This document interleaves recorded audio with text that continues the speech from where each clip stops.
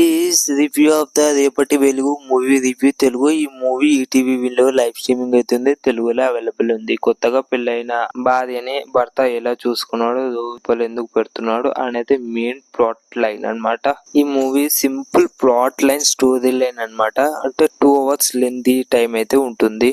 Performance by actors శత్రు, ప్రశాంత్, కార్తి, విస్మయ, శ్రీ, అద్విక బండారు వీళ్ళే main lead role acting చేసిన వాళ్ళు ఈ మూవీలో. నాకైతే అసలు సినిమా అయితే నచ్చలేదు అనమాట. ఎందుకంటే 2 hours లెంత్ టైం అయితే ఉంటుంది మూవీకి అయితే. అసలు ఫైట్ సీన్ ఉండదు, సాంగ్ ఉండదు, ఏం ఉండదు అనమాట.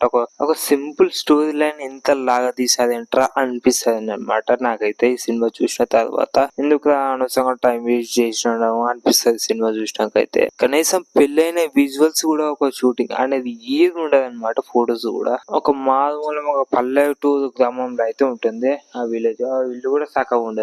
అయితే ఇక మన హీరో అయితే ఒక ఎలక్ట్రానిక్స్ వర్క్స్ ఏవైతే ఉంటాయో అవి మాత్రం చేస్తూ ఉంటాడు అనమాట. మన హీరో ప్రతిరోజు తాగొచ్చి భార్యని చాలా టార్చర్ పెడుతూ అనుభవిస్తాడు మన హీరో అయితే. దాని వల్ల హీరోయిన్ అయితే ఫుల్ సఫరింగ్ అయితే అవుతూ ఉంటది పాపం. కానీ కొన్ని చోట్ల కూడా హీరోయిన్ ని చంపుతూ ఉంటది. ఆ సీన్స్ లో మనకు అనిపిస్తుంది ఈ చంపేసి వీడిలాంటి వాడు ఉండా ఒకటే లేకుండా ఒకటే అనిపిస్తుంది మనకైతే. కానీ మొత్తానికైతే తన భర్త అయితే చనిపోతాడు అనమాట.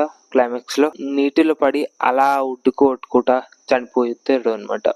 నాకైతే ఒక బేసిక్ స్టోరీలో ఇంత లెంతీ టైం తీసుకోవడం ఏదైతుందో అది ఒకటి నచ్చలే. ఈ మిగతా కొంచెం లాగ్ అనిపించింది కానీ ఇక బాగుంది. ఇక మీ ఇష్టం, మీరు చూడాలనుకుంటే చూడొచ్చు. ఒకవేళ లైక్ చేసి సబ్స్క్రైబ్ టు మై ఛానల్. ఈ సినిమా అయితే ఈటీవీ విన్ లో లైవ్ స్ట్రీమింగ్ అవుతుంది. తెలుగులో అవైలబుల్ ఉంది. వెళ్ళి చూడండి ప్లీజ్. లైక్ చేయండి.